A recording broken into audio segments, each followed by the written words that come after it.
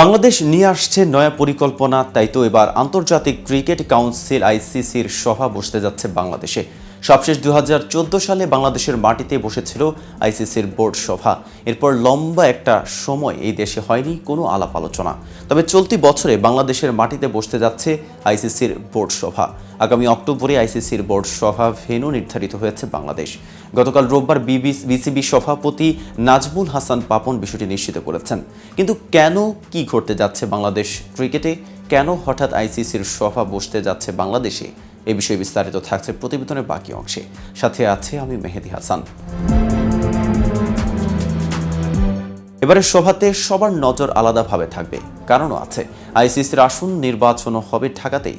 আইসিসির বর্তমান কমিটির সর্বশেষ সভা হবে এটি, যেখানে এজেন্ডা থাকবে আইসিসির নির্বাচন, আর্থিক কাঠামো ও ভবিষ্যৎ সফর পরিকল্পনা।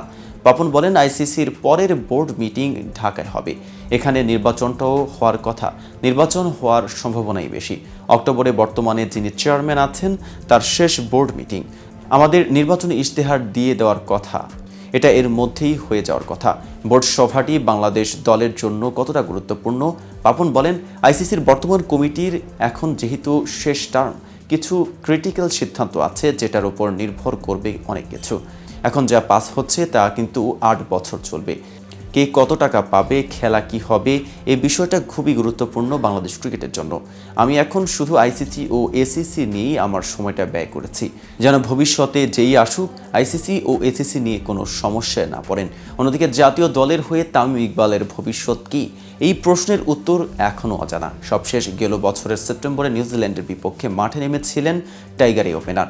এরপর নাটকীয়ভাবে ভারত বিশ্বকাপের দল থেকে ছিটকে পড়েন তামিম। সেই থেকে তামিমের ফেরা নিয়ে আলাপ চলছে।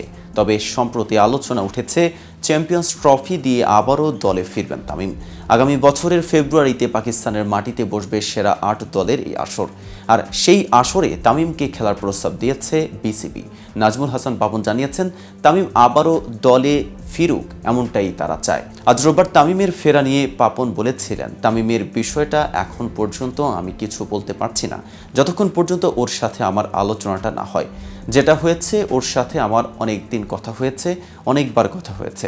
নাফিস ইকবাল যখন অসুস্থ তখন নিয়মিত যোগাযোগ হয়েছে ওর সাথে। তার আগে ওর সাথে যখন আমার বসার কথা ছিল তখন আমি আবারও ফোন করলাম। সে তখনও বলল যে আমার তো খেলা, বিপিএলটা শেষ হলে আসবো। তারপরে ও আবার যেদিন বিপিএল শেষ হলো তারপর দিন একটা মেসেজ পাঠালো যে আমি দেশের বাইরে যাচ্ছি, এসে আপনার সাথে যোগাযোগ করব। এরপর আর যোগাযোগ হয়নি, যেটুকু হয়েছে নাফিস ইকবালের অসুস্থতা নিয়ে। তবে আমরা চাই ও আসুক, যোগ করেন পাপন।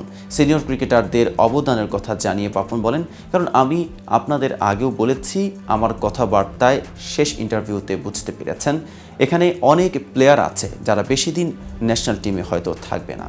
অনেকের জন্য এটার শেষ বছর, অনেকের জন্য সর্বোচ্চ চ্যাম্পিয়ন্স ট্রফি পর্যন্ত। আমি মনে করি তামিম, সাকিব, মুশফিক, রিয়াদের অবদানেই বাংলাদেশ ক্রিকেট আজকের এই জায়গায় এসেছে।